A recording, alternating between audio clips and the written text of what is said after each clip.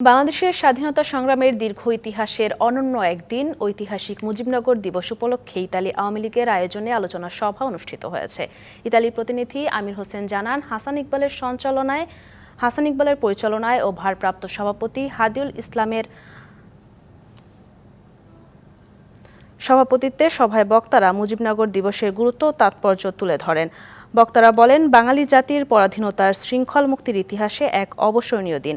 মুক্তিযুদ্ধের চেতনায় উদ্বুদ্ধ হয়ে বঙ্গবন্ধুর স্বপ্নের সোনার বাংলা ও প্রধানমন্ত্রী শেখ হাসিনা ঘোষিত উন্নত সমৃদ্ধ স্মার্ট বাংলাদেশ গঠনে প্রবাস থেকে কাজ করতে হবে।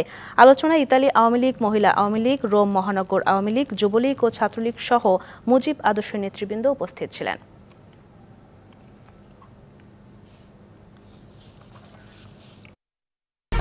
1, 2, 3 ঢাকায় জমি জিতে নিন 100% ক্যাশব্যাক সহ 20 কোটি টাকার পুরস্কার।